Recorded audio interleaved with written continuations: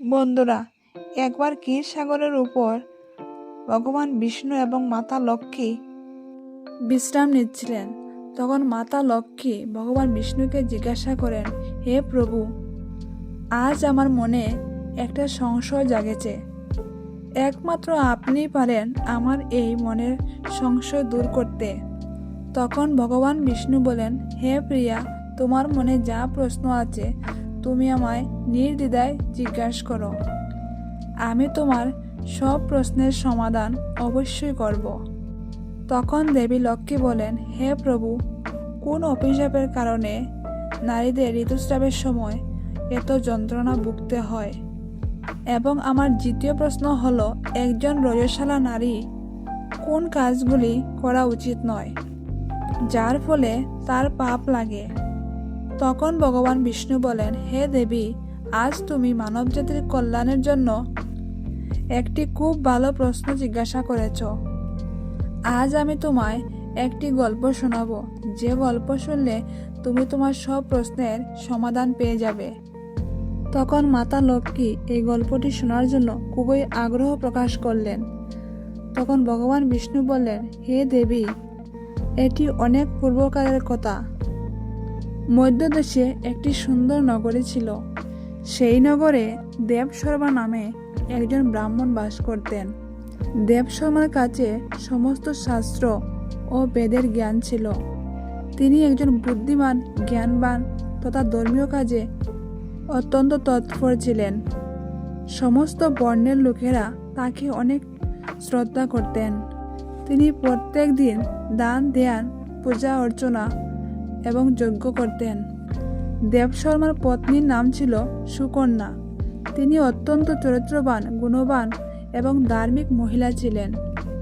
একদিন দেবশর্মা তার বাড়িতে সত্যনারায়ণের পূজা করলেন এবং তিনি নিজে গিয়ে সমস্ত ব্রাহ্মণদের পূজার জন্য এবং খাবারের জন্য নিমন্ত্রণ জানালেন।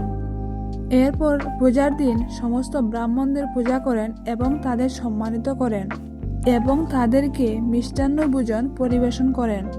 ব্রাহ্মণদের খাওয়ানোর পর তিনি ঈশ্বরকে স্মরণ করে সমস্ত ব্রাহ্মণদের বস্ত্র ইত্যাদি দান করে বিদায় দেন।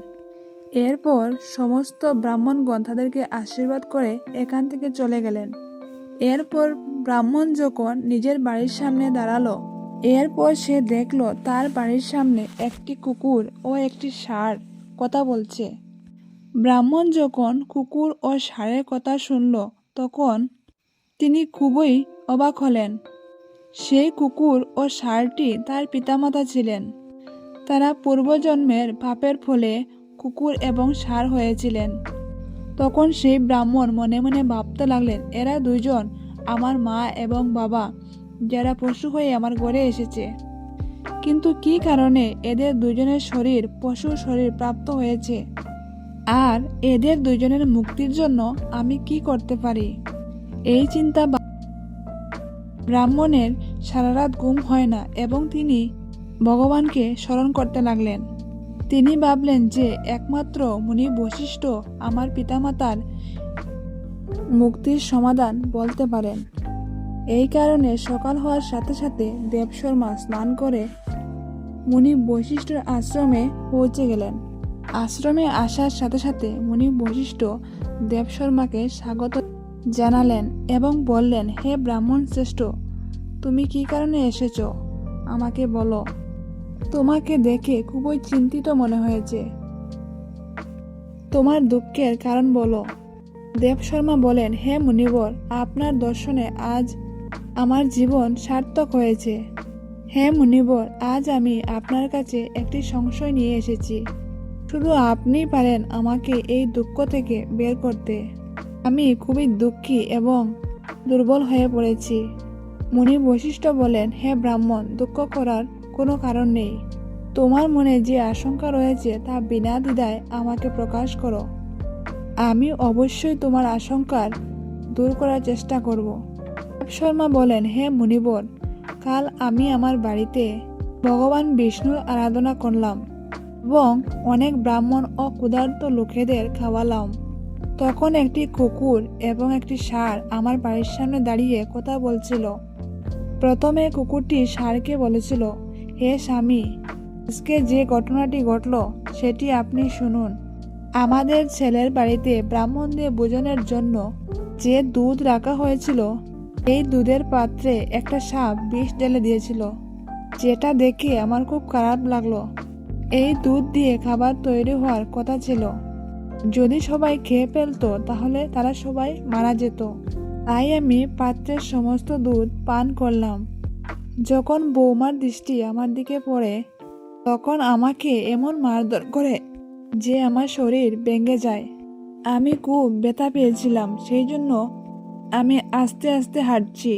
কুকুরটির কথা শুনে ষাঁড় খুবই দুঃখিত হয়ে যায় এবং সে উদাসীন হয়ে তার নিজের বৃত্তান্ত শোনাতে লাগলো যে, হে প্রিয়া, এখন আমার দুঃখের কারণ বলি।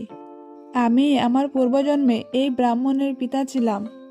আজ এই ব্রাহ্মণ সকলকে অন্ন দিয়েছিল, কিন্তু সে আমার সামনে ঘাসও দেয়নি, আর না আমাকে জল খাইয়েছে। এই কারণে আমি খুবই দুঃখ পেয়েছি।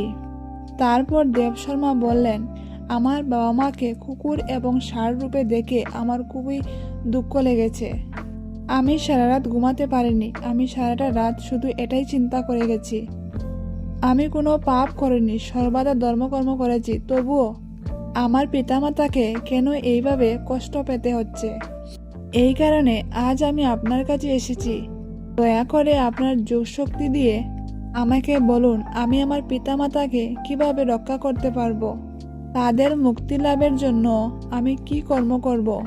তখন গুরু বশিষ্ঠ ধ্যান করেন এবং ব্রাহ্মণের পিতামাতার পূর্বজন্মের কর্ম দেখেন এবং দেবশর্মাকে বলেন, হে ব্রাহ্মণ, তোমার বাবা মা তাদের পূর্বজন্মের একটি গুরুতর পাপ করেছে এবং এই পাপের কারণে তাদের আজ এমন দুর্দশা হয়েছে। তখন দেবশর্মা বলেন, হে গুরুদেব, কোন পাপের কারণে আমার পিতামাতার আজ এমন দুর্দশা হয়েছে? দয়া করে বিস্তারিতভাবে আমাকে বলুন।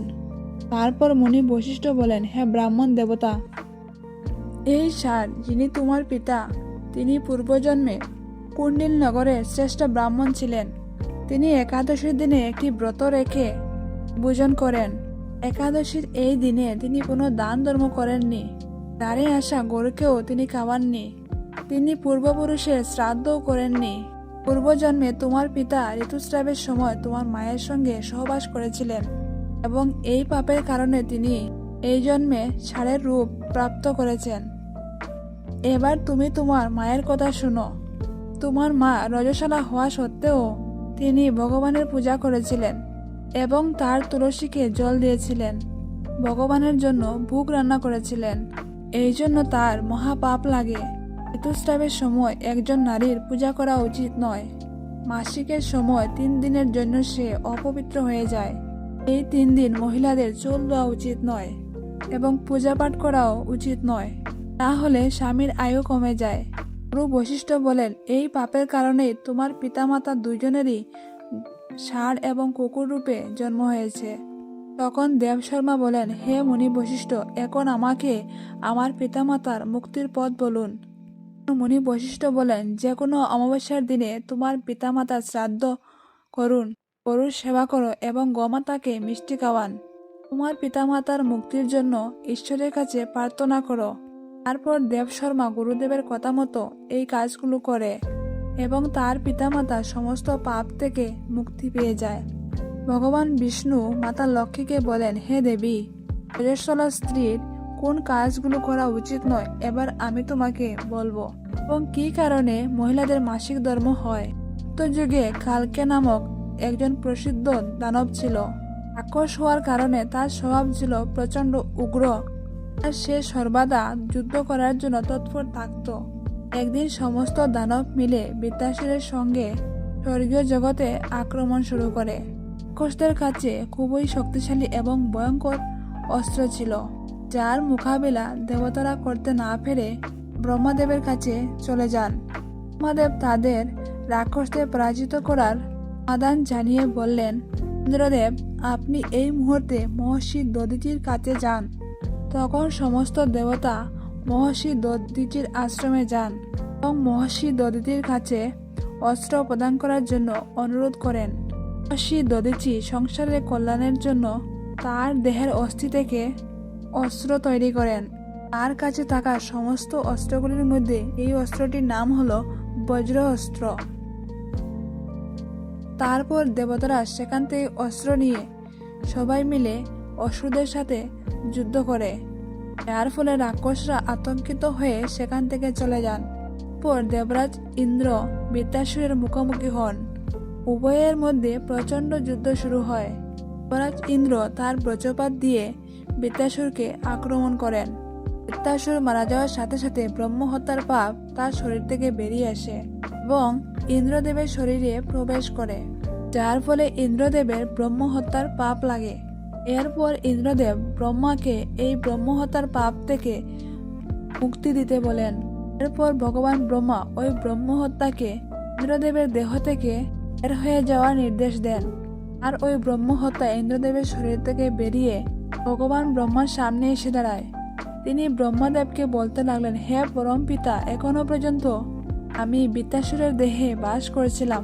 ইন্দ্র তাকে হত্যা করলে আমি ইন্দ্রের দেহে বাস করতে লাগলাম। এখন আপনি আমাকে একটু উপযুক্ত স্থান দেন যেখানে আমি বাস করতে পারি। ব্রহ্মা বলেন, হে ব্রহ্মহত্যা, আমি তোমাকে আর উপযুক্ত স্থান দিচ্ছি। এরপর ভগবান ব্রহ্মা ব্রহ্ম হত্যার 4 ভাগ করেন আর বলেন, হে ব্রহ্মহত্যা, তোমার 4 ভাগের এক অংশ আগুনের মধ্যে থাকবে, এক অংশ জলের মধ্যে থাকবে। যে স্ত্রী জলের মধ্যে থুতু ফেলবে অথবা মলমূত্র ত্যাগ করবে তুমি তার মধ্যে প্রবেশ করবে। আর এক অংশ তুমি গাছগাছালির মধ্যে থাকবে। যে মানুষজন গাছ কাটবে সেও ব্রহ্মহত্যার পাপে দণ্ডিত হবে। ব্রহ্মাদের অপ্সরাদের ডেকে বললেন, এই ব্রহ্মহত্যার 1/4 অংশ আপনারাও গ্রহণ করুন। অপ্সরাগণ ব্রহ্মাদেবকে বললেন, হে প্রভু, আপনি যা বলবেন তা আমরা মেনে নিতে বাধ্য, তবে এর থেকে মুক্তি পাওয়ার জন্য কিছু সমাধান বলুন। ব্রহ্মাদেব বলতে লাগলেন, যে পুরুষ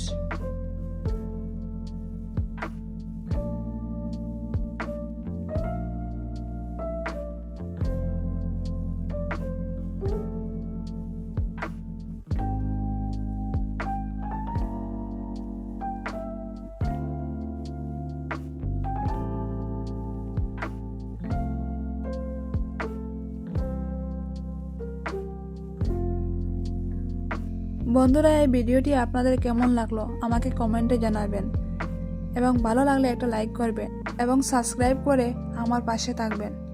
ধন্যবাদ।